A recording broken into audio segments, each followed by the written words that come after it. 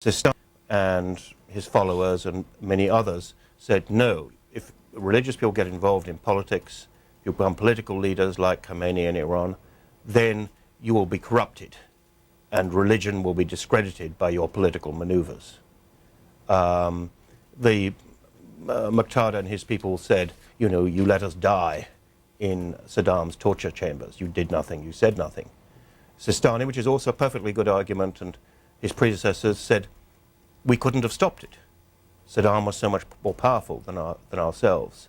He could have destroyed us, our whole religion. This is a deep division. There's another important division, that Muqtada's people are actually the poor. You go to a market, the guy who owns the shop probably supports Sistani. The guy who's putting the goods on the shelves probably supports Muqtada. So there's a big class division, if you like, within the Shia community in who they support. What's the current U.S. relationship with Muqtada, if any, and where is he right now? He's been in Iran recently, although his relations are up and down with Iran. I think it's more, he's always been against the U.S. occupation of Iraq. Was he against the invasion? No, they always make this clear. They were for the invasion but against the occupation. I think it's a very important point. Let me mention this, but I don't think it's made enough. People who are for the invasion then sort of say, well, assume that the occupation had to happen. In fact, they were two very different things. Most Iraqis were in favor of getting rid of Saddam Hussein. It'd been a catastrophe. It destroyed their country. And most Iraqis were and are against the occupation. The second didn't necessarily have to follow the first.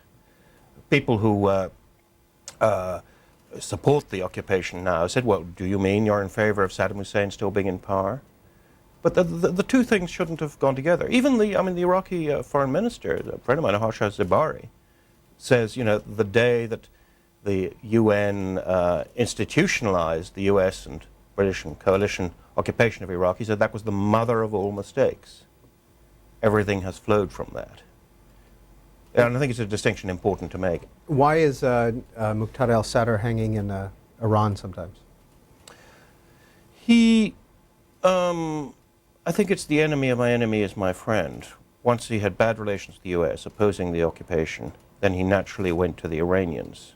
On the other hand, his tradition, the tradition of his family, was to denounce the Iranians. They're Iraqi nationalists by tradition. And in one of these strange turnarounds of Iraqi politics, the guys who make up the Iraqi government at the moment, the main party in the Iraqi government, the Supreme Council, Islamic Supreme Council, and have good relations with the US, that party was not only originally in Iran, but it was founded by the Iranians in 1982 and was completely under their control initially when they were fighting Saddam Hussein.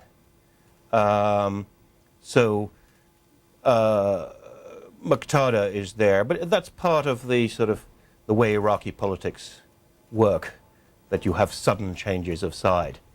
And as I said, it's the enemy of my enemy is my friend. How much time have you spent in Iraq in the last 30 years as a correspondent for the Independent newspaper? I once worked out I spent 7 birthdays there, which is, I felt 7 too many, but exactly how much time. It's gone up and down. I first went there in 1977, almost by accident, and I got fascinated by the place. And at that time, you said Iraq, people thought you said Iran, and we start talking about the Shah.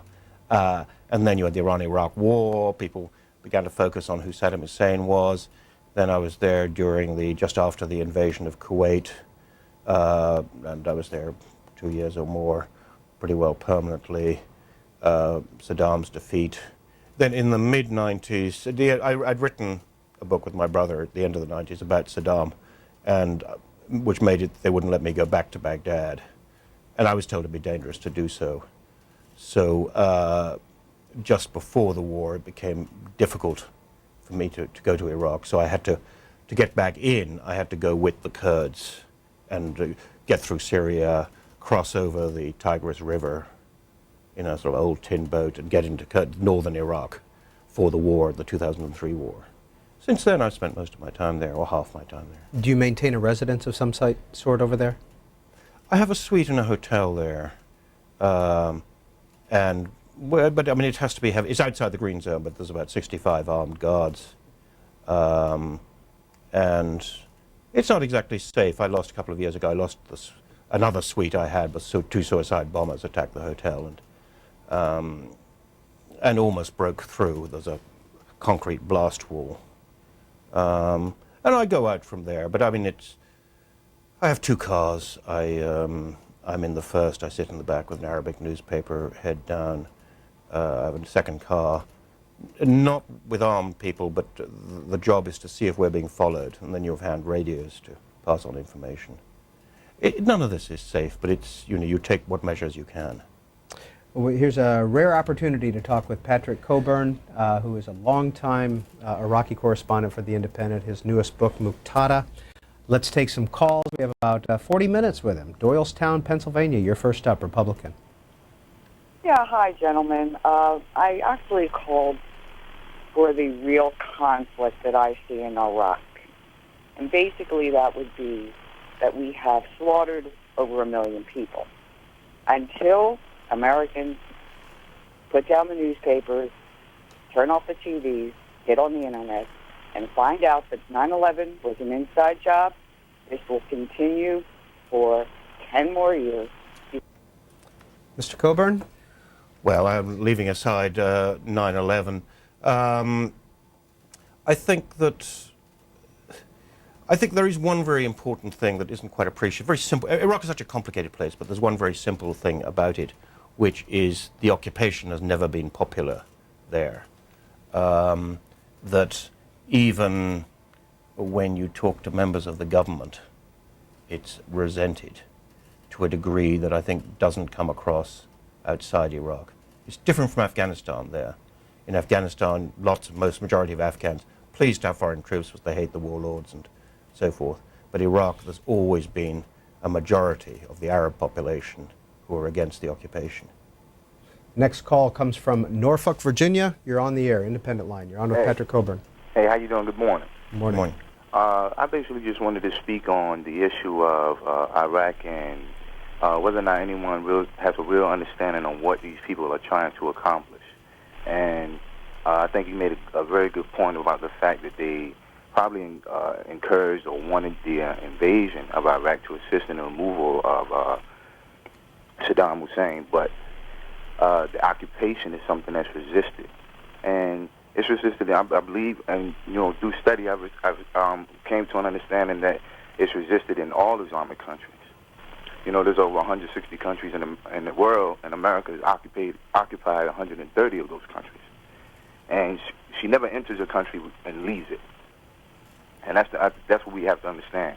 These people want to come to what they're trying to establish as a pure Islamic government, and they're not being allowed to do so because somebody's trying to establish a new world order. And I think that's something that we have to point out. Well, I think that, you're right. The occupation is resented, resisted, and it also gives, it fuels movements like Al-Qaeda. Al-Qaeda had no footing in Iraq before 2003, but they could attach themselves to those who opposed the occupation. And this is how they originally created a base there. I think there's also at the moment, it's a point you make, that which is the U.S. is negotiating an agreement with Iraq under which would replace the UN mandate, which would give a legal basis for the American troops to be there. And just this morning, I was looking at the wire just before I came to the studio, Nouri al-Maliki, the Iraqi prime minister, was saying that there's no way he could sign this agreement because what the Americans the U.S. was demanding was completely contrary to Iraqi sovereignty. So